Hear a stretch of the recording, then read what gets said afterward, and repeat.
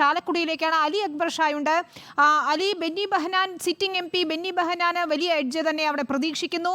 ഒപ്പം സി രവീന്ദ്രനാഥിനെ, മുൻ മന്ത്രിയെ പ്രൊഫസർ സി രവീന്ദ്രനാഥിനെ എത്തിച്ചതിലൂടെ LDFന് അവിടെ തികഞ്ഞ പ്രതീക്ഷയുണ്ടെന്നാണ് മനസ്സിലാക്കാൻ സാധിക്കുന്നത്. NDAയുടെ വോട്ടുകൾ എത്രത്തോളം നിർണായകമാണ്? ഒപ്പം ചാലക്കുടിയെ സംബന്ധിച്ചിടത്തോളം 2020 യുടെ വോട്ടുകൾ ആർക്ക് ലഭിക്കുമെന്നതും ഒരു ആകാംക്ഷയാണ്.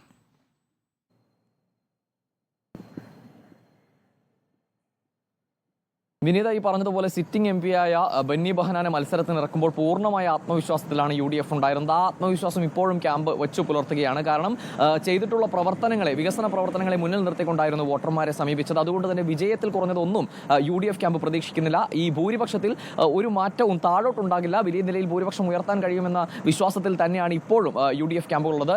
അതേസമയം ഈ LDF കാൻഡിഡേറ്റായി മുൻ വിദ്യാഭ്യാസ മന്ത്രി കൂടിയായിട്ടുള്ള അത്തരത്തിലൊരു ജനപ്രീതി നേടിയ ഒരു രാഷ്ട്രീയ നേതാവായിട്ടുള്ള സി രവീന്ദ്രനാഥ് എത്തിയതോടുകൂടിയാണ് ചാലക്കുടിയുടെ രാഷ്ട്രീയ ചിത്രം കുറച്ചുകൂടി മുറുകുന്നത്. അതിലപ്പുറത്തേക്ക് ഇപ്പോൾ വിനീത പറഞ്ഞത് തന്നെയാണ് രാഷ്ട്രീയ ശ്രദ്ധ ചാലക്കുടിയിലേക്ക് ആകർഷിക്കാനുള്ള പ്രധാന ഫാക്ടർ എന്ന് പറയുന്നത് ഈ 2020യുടെ സാന്നിധ്യം എന്ന് പറയുന്നത്. മുൻ നിയമസഭാ തെരഞ്ഞെടുപ്പിലും അതുപോലെ തദ്ദേശ തെരഞ്ഞെടുപ്പിലും എല്ലാം നേടിയിട്ടുള്ള ഈ കുതിപ്പ് ഈ ലോക്സഭാ തെരഞ്ഞെടുപ്പിലും വോട്ടാക്കി മാറ്റാൻ കഴിയുമെന്ന പ്രതീക്ഷയിൽ തന്നെയാണ് 2020 കളത്തിലിറങ്ങിയിരിക്കുന്നത്. 2020 പിടിക്കുന്ന വോട്ട് ചാലക്കുടിയെ സംബന്ധിച്ചിടത്തോളം ഏറെ നിർണായകമാകും.